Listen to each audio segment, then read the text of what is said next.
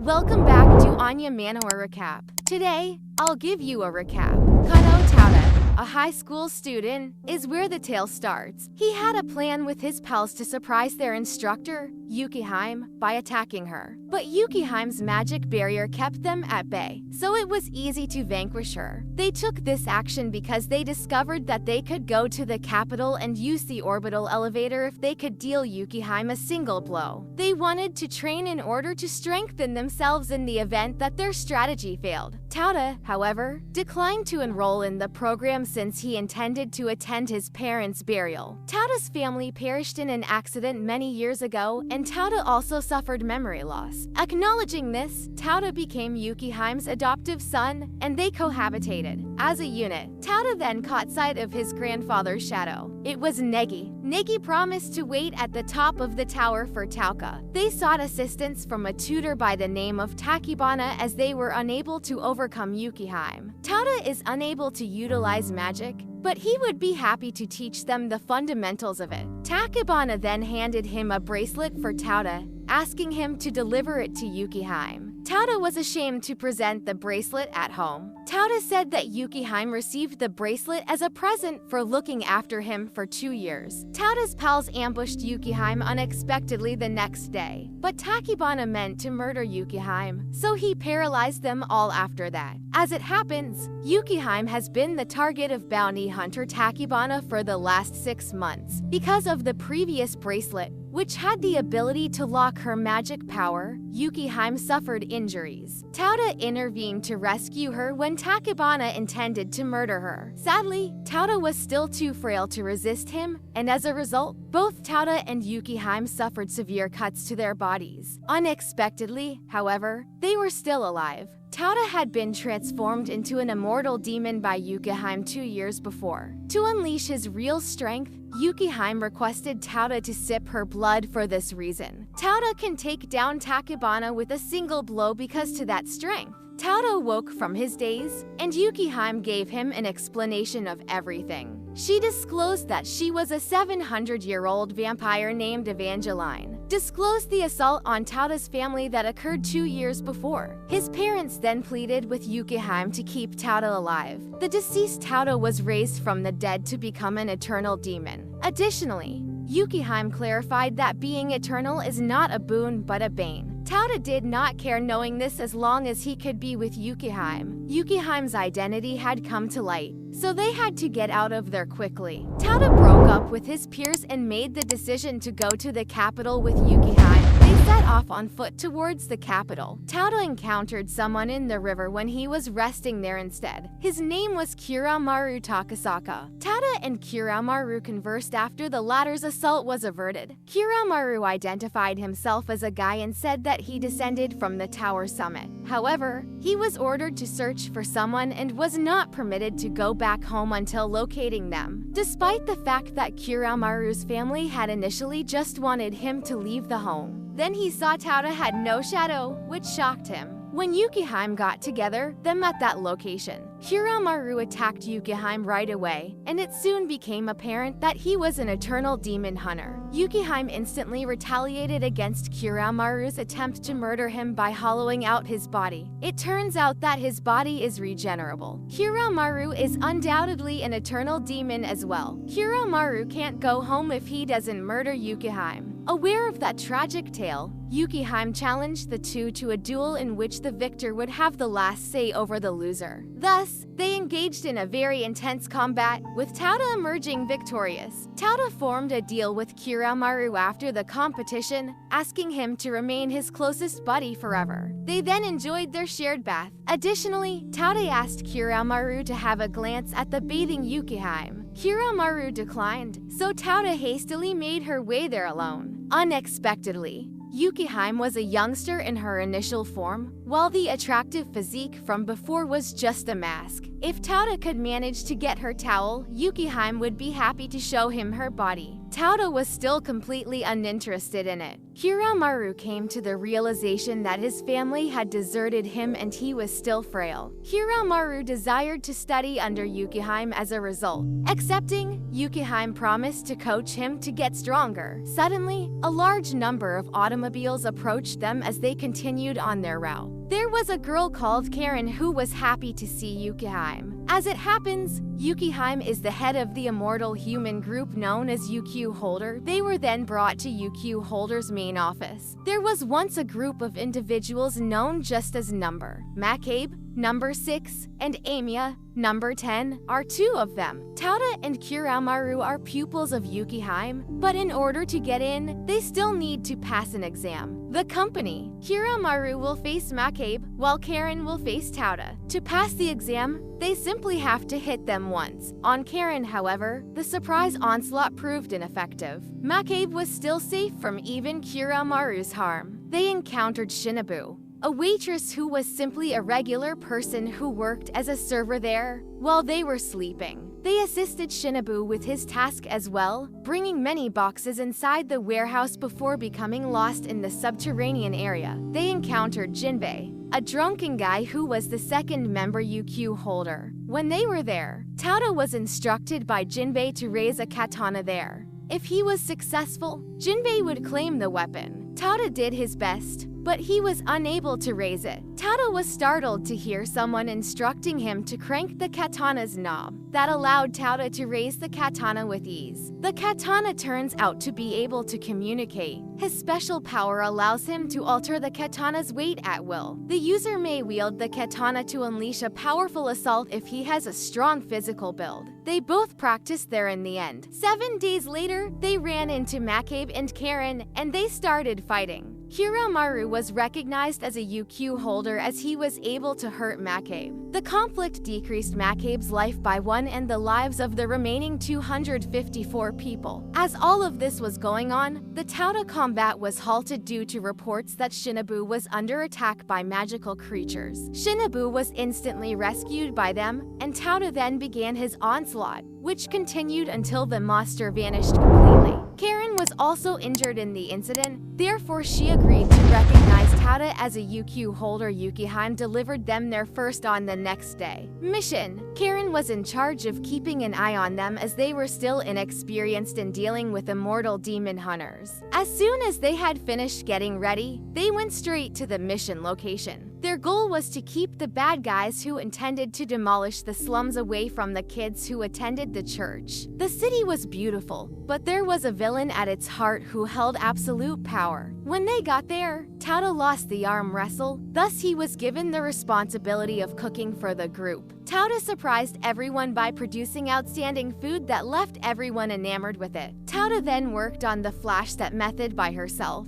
As he was practicing, a guy came up to him and said he was Kaido, a master of the flash step technique. Kaido will teach him the flash step technique so he may soar to the skies since he feels a connection with him. Using the method, he had to teach his legs how to do everything on his first practice, including cooking. Tauta has started to become proficient in the flash step technique after days of practice. However, Kaido said that he still needed more practice and that it wasn't flawless. It came out that Kaido was a member of the Immortal Demon hunting club that existed a few days later. He changed into a werewolf and was ready to kill everyone in the shantytown. There was a huge fire there right away, and Tauta and Kiramaru hurried to call headquarters for assistance. Kaido and his companion Nagumo unexpectedly show up to greet them. Kaido will slay Tauta without hesitation since he is aware that he is an immortal demon. After Kaido attacked, Tauta was locked off right away, and Kiramaru sought to keep them alone in headquarters by sending an emergency signal. However, Kaido can't stand up to Kiramaru because of his superior strength. However, Karen was unexpectedly surprised by someone while taking a bath. Because of the shadow's strength, her body was immobile. Karen instantly counterattacked till she defeated the individual, attempting to utilize holy light to escape the darkness. A youngster was then attempting to keep them safe.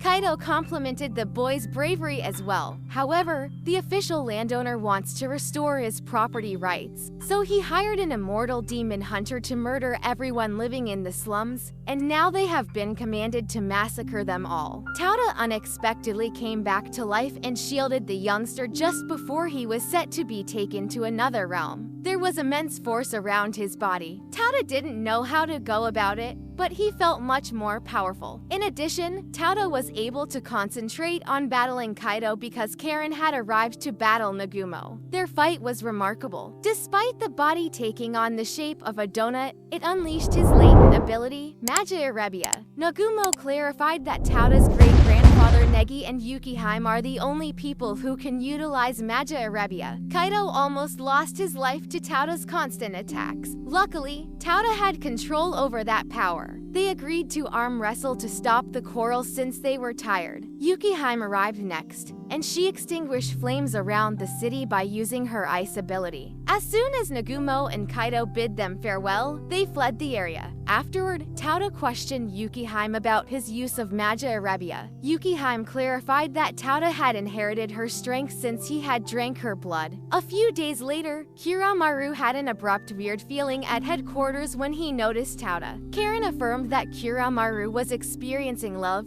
but he was still too hesitant to acknowledge it. Kiramaru even clarified that he was a sexless person, as was his family. He would be able to choose his gender if they reached a certain age. It will, of course, have an impact on his fighting style and physical prowess. There was Akiri, an organization member. A few days later, she has the ability to meet Tauta in the past. Kiri said that the world's most powerful magician, Fate of Veruncus, will take Tauta. It seems that Kiri has died several times and gone back in time on multiple occasions. However, this time is distinct as Tauta shields Kiri from harm and is already well versed in everything. Then Kiri related how 80 years before, Fate, Yukihime, and Negi collaborated to resolve a situation on Mars in order to preserve the globe. They were regarded as heroes because they overcame the catastrophe. After Negi's passing, however, everything was different. Fate's character abruptly shifted, and he progressively turned against humanity. They were ready to seize Fate when he showed up since they knew he would soon arrive to meet them. Unfortunately, Tauta's classmates were taken as captives in the hamlet by Fate, who was previously aware of their scheme. Tauta was asked to accompany him by Fate. Tauta refused as well, so they kept the prisoners away from the area and attacked right away. Kiri was too late and turned into stone as she attempted to transport her. Kiri had a countdown timer on her hand, thus their combat became messy as they battled each other's opponents. They had to fight off all of their adversaries until time ran out because of this. In the final instant, they crowded right up next to Kiri. They were able to teleport to the UQ holder's headquarters as a consequence. Yukihime was there as well. Given that he was aware of his severe defeat at their hands, Fate agreed to respond to one of their questions. In addition, Tauta questioned Fate about his role in his parents' demise. Additionally, Fate acknowledged that it was his fault. Upon learning the truth, Tauta felt enraged and plotted to get vengeance on Fate. Suddenly, Negi was in front of them. He clarified that there was no truth to what Fate had said. As soon as Negi intended to share anything significant with Tauta, Yukihime gave Kiramaru the command to demolish the illusion. She took that action because Yukihime wanted to inform Tauta of the truth. The next day, Yukihime narrated the events of the previous 20 years using her original form as a little girl, when Negi rescued the world by vanquishing the evil witch from being destroyed. Regretfully, Negi's body is now possessed by the witch's spirit. Negi kept the witch's spirit within his body for 20 years, until one day he became too strong to keep the witch inside of him. Negi's body was thus overtaken by the witch. Additionally, Tauta's parents who passed away earlier were not his parents, according to Yukihime. It turns out that Tauta was not born into this world. Rather, his DNA came from Negi, the greatest witch. He is referred to be a Negi clone. Of course, Tauta was devastated to learn that he was nothing more than a clone of Negi. The females who fell in love with Tauta brought him around the city to console him. Tauta met the females who had fallen in love with Negi when she got there. They also told Tauta not to worry about it and to just be himself. It so happened that there was a martial arts competition in which Tauta was permitted to take part because his condition had started to get better. Tauta was engaged in combat with Cutlass, a man wearing a strong robe, at the start of the battle. Cutlass can make Tauta transform into his black form instantly. Out of nowhere, Negi appeared, her body now controlled by the Witch of Beginnings. Negi plans to accompany Tauta to the summit of the tower. However, Yukiheim arrived to halt him right away and attempted to vanquish the first witch inside Negi's body. Naturally, he would not allow it to occur. To aid him in defeating them, he phoned his companion. Thus, the UQ holding group readied themselves to engage in a severe conflict with them. The Witch of Beginnings moved their awareness to a different location when they faced each other. They are traumatized there because they are still being assaulted. Thankfully, Asuna, a female, showed in and made an attempt to help them. Tauta's body came out to include an Asuna gene, allowing her to make an appearance there. Additionally, Asuna defended them during the first witch onslaught. Furthermore, Asuna provided a means of releasing Negi from the grasp of the first witch. After addition, he predicted that after 37 seconds, his latent strength will increase. They were returned to the actual world after receiving different pieces of knowledge. They were able to surround Negi's allies and hold them until Tauta could unleash his full might with Asuna's assistance. When Tauta had difficulties, Yukiheim and Fate repelled Negi's assault. There, Fate used his ability to awaken each of their individual consciousnesses, allowing them to communicate with the true Negi. The actual power may eventually emerge after they have had a conversation. It has become more powerful, yet it is still insufficient to vanquish it. The adversary even stabbed Tauta in the back.